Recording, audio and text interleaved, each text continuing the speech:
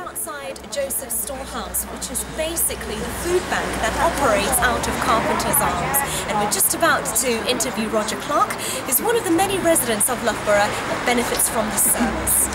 Welcome, Roger. Can you tell us a little bit about your circumstances that led you to come to Joseph's storehouse? Yeah, I recently moved back to Loughborough about 5 years ago. I was born and bred here. It took me a little bit of time to get back and find some accommodation here in Loughborough. Obviously, that means job seekers allowance, which I've been on for quite a long while now, nearly 5 years now. And so, really, when I found out about this place, where it was offering food parcels for people who were struggling to make ends meet from day to day, week to week, and so on, I came here and I've been coming here ever since. And for me, it's a godsend. It's a real godsend. So, what kind of difference has it made in your life? Have you? It's enabled me for the payments I get every 2 weeks to make sure I can get my bills paid, and then any food that I get from here, I can then budget my meals per day, if you like, to make sure that I've got something in my cupboard through Monday through to Sunday, and I can arrange my meals properly. I've got food on the table, and that's really how I live. And if it wasn't for this place, I would really be struggling. Well, a real godsend, he says. Thank you very much, Roger. Thank you for sending us.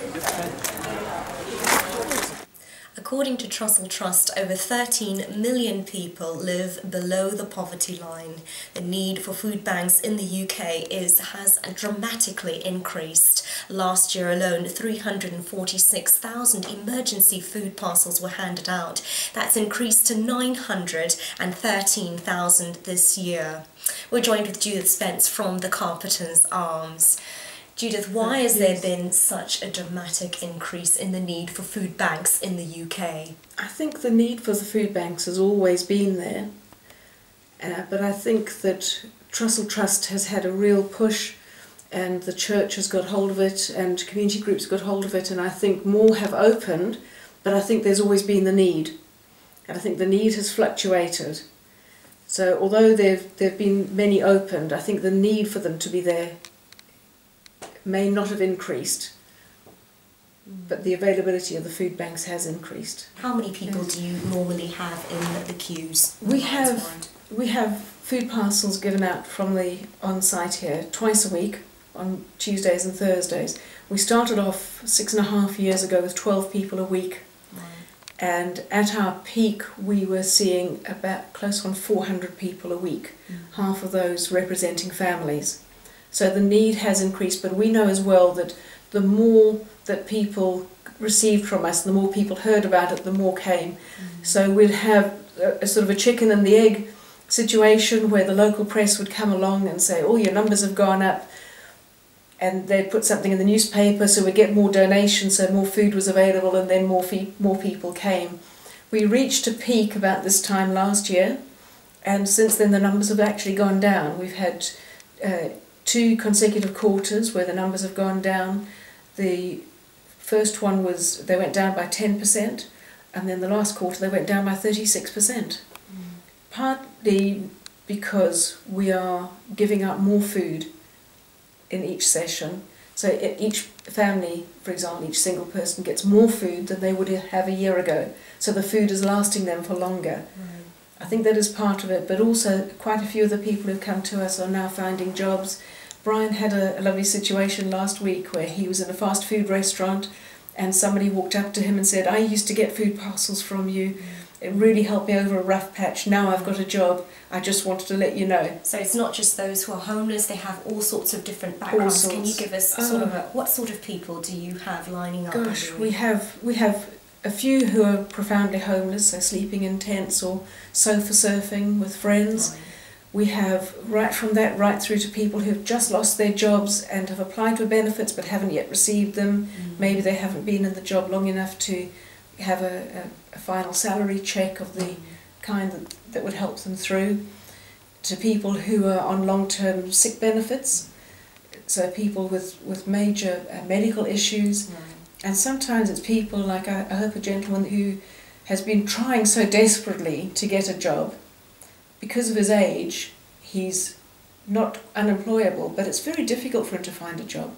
He did go along to a large business, the job centre found him a temporary job there. He worked there for a while.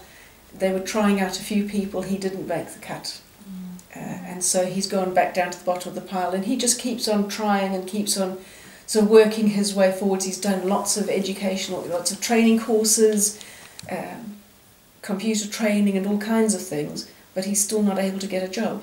And he's kind of stuck in his food poverty, if you like.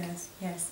So what can people watching this video, churches, preachers, pastors, what can they do to help organisations like yours? Well, I really believe the remit for helping the poor and hungry is the churches, not the governments. Matthew 25 tells us, when I was hungry and thirsty, you gave me food, you gave me water. It doesn't say I went to the government or I went to the Sanhedrin and they gave me, so I went to you. And I believe the church has a role to play in collecting food donations, in sending volunteers to come and help to make up the food parcels and to distribute them. But most of all, you've got to think that there's a whole lot of people there waiting for food who are not only physically hungry, but most of them are spiritually hungry as well.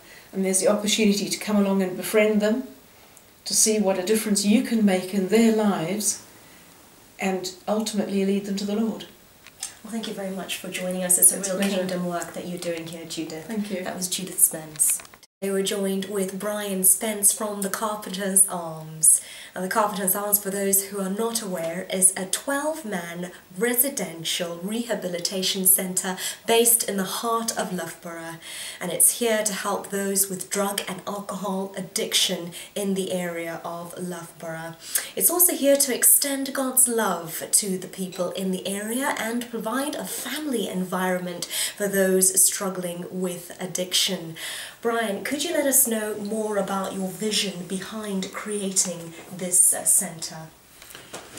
Well, Matthew 25 says that when God gathers the nations together, and he said, he's going to say to them, thank you very much for feeding me, giving me something to drink, caring for me, visiting me when I was in prison.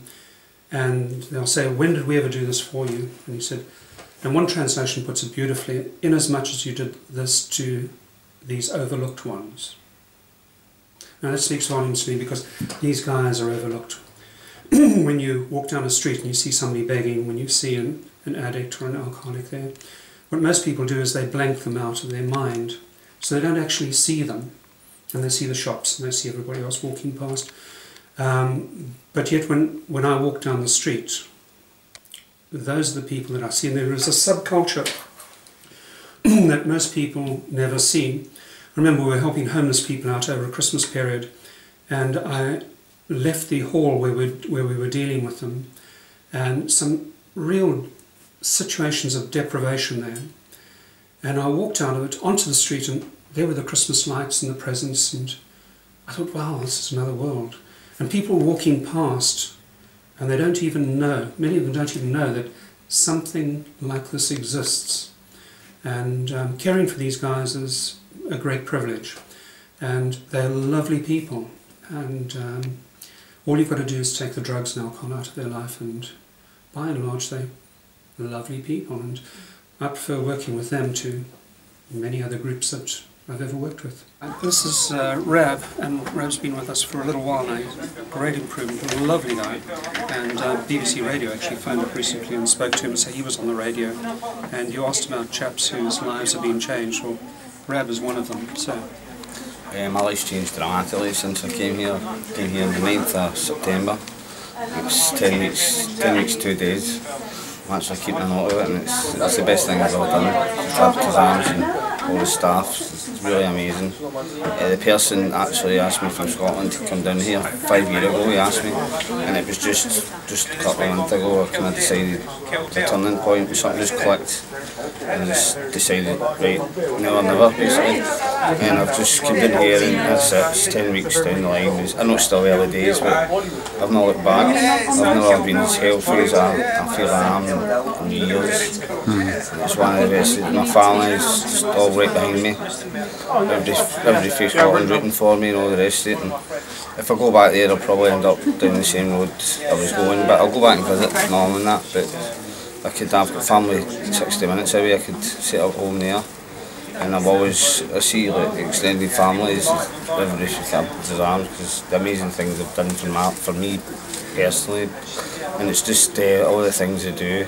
I couldn't believe it, the amount of food parcels that go out a couple of days a week is amazing, tremendous amount of work they do in the community, and it was overwhelming when I did come. The things that Brian and I don't really have much to say after that. It's just, it blew me away. And I'm going to try and get involved in Nottingham through our church to do the ship run. It's a couple of nights a week. I'd like to get involved in that. I think that's where things are going to be taking me in the future, and I won't be doing that until come January. Hopefully going to move on and get into the ship run, because I feel that's my calling, because that's something I'd like to go down that road and see where it takes me further afield after that. Just a wee step, one step at a time. Brian, your success rate speaks for itself. It's an exceptional centre and it's well known in the Loughborough area. What makes this Christian charity different from any other rehabilitation centres in the UK? It's an interesting point. We've had a few people come along here and run a survey on what we do here and then compared it to secular rehabs. Ours wasn't the only Christian rehab that they surveyed, but the statistics, the difference in them was quite phenomenal. And a lot of these secular rehabs didn't have the success rate that Christian rehabs have. I think initially Christian rehabs have got an advantage over secular rehabs in that they bring in the spiritual side. And Christianity and rehabilitation go hand in hand. The new life, the image, the healing that Christ gives is exactly what an addict or an alcoholic needs. So it's not just dealing about the physical needs, it's the spiritual, yeah. And there is a God-shaped hole in every one of us. And the forgiveness that Christ gives, the hope that he gives, these things people need.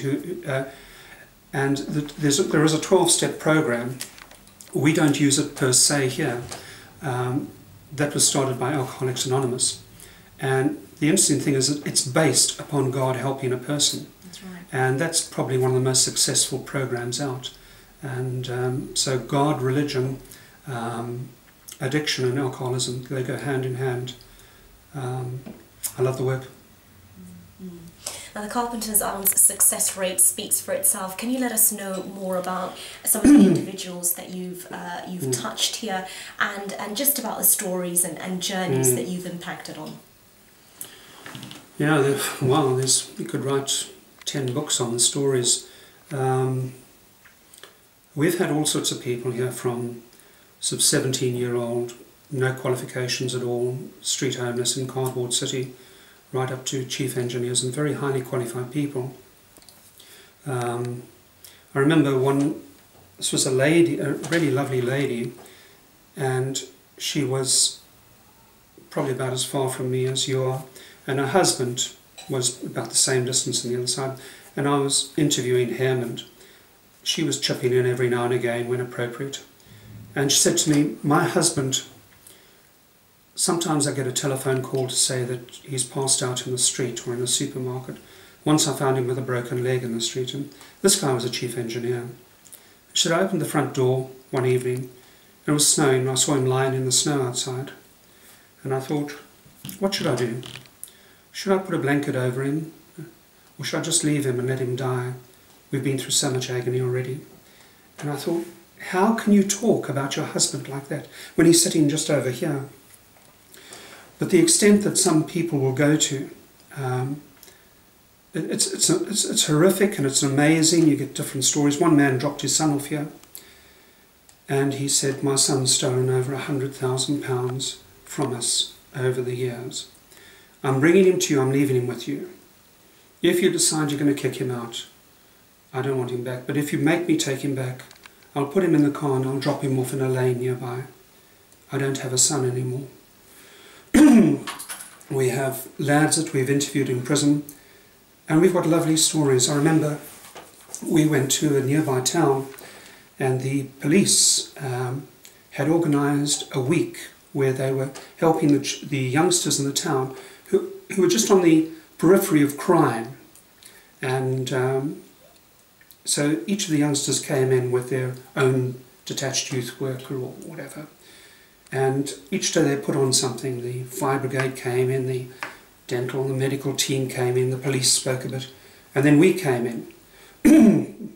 And as I walked in, one of the guys with me chuckled a bit, and I looked at him and I said, "What you laughing at?" He said, "The last time I was here, I was shooting up in the toilet there." I said, "Oh, right." And as we walked in, there's this plainclothes police sergeant there, and she looked at us, she looked at him particularly, and said, "Hello there." She said, "You were a one-man crime wave in this area." But the interesting thing was that he was changed. And this guy, who I think at the age of 13, 12, if he arrived home too late that evening, his father would just lock him outside the house and he would sleep, you know, wherever. And he'd been in prison so often. He was a PPO, a persistent prolific offender. And between him and his two siblings, they spent, I think, most of their teenage years in prison. But he joined the staff. He's doing his qualifications, and he'll be married next year. It's fantastic. It's fantastic to hear about those sort of stories. Yeah. What strategies, formats, models do you believe that you put in place that make this kind of program, a centre, work so well? What the guys need most of all is relationship. Everyone who comes through that door has got a very bad self-image. Their lives are wrecked, they've lost their families by and large. They need relationships. So if we can run this along sort of family lines, and we've had a few guys who've stood up and said, "I don't have a family, but you are my family." It's wonderful. So the family side of things, lots of love, lots of encouragement, and I think that's what makes this place work, and it's obviously God. Well, Brian, thank you very much for joining us on The Way today.